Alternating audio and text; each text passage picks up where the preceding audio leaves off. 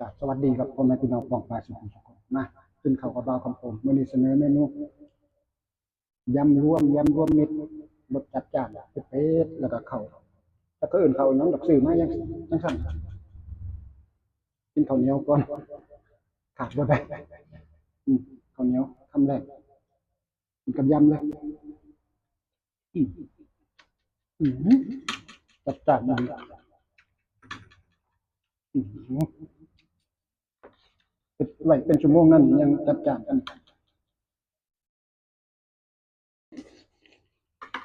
อื้อฮือเด็ดเลยล่ะ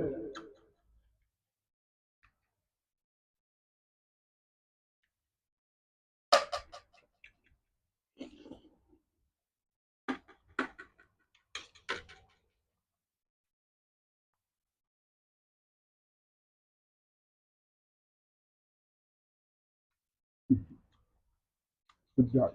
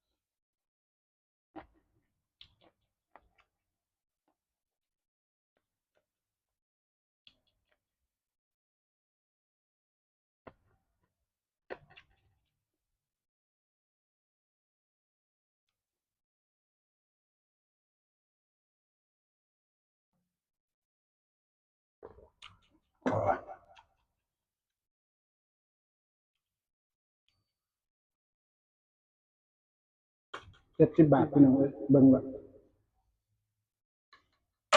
อะญะปานใด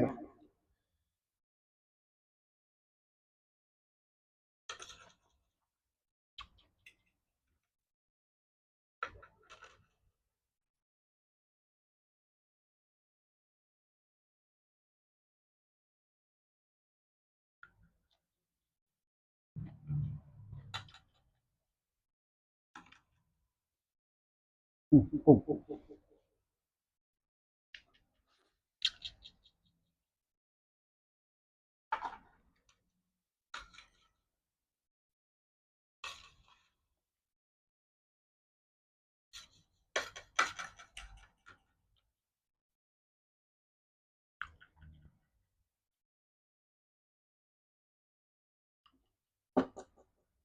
ข้าวคำหนึงน้ำคำหนึง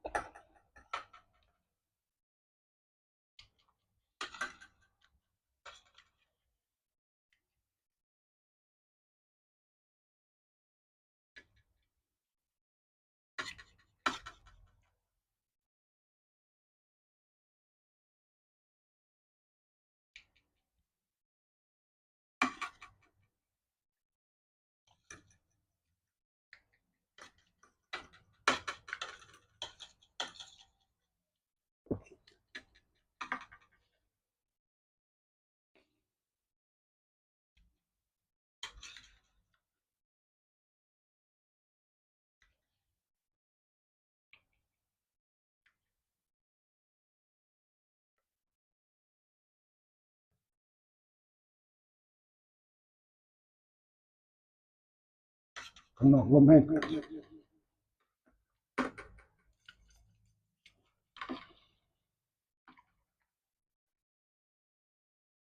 ฝนคือสิตก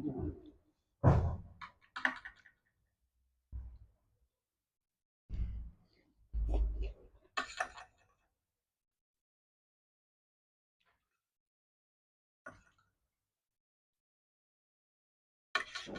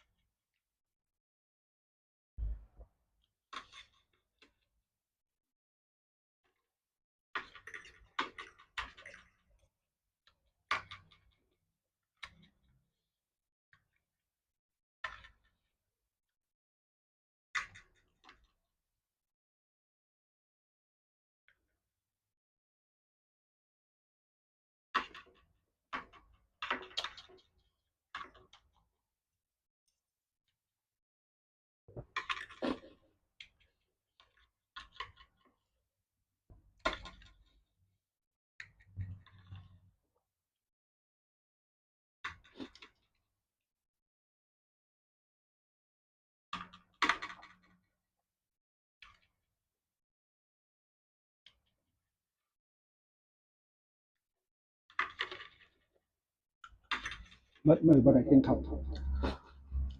ยามแลงถ้าจะขายของ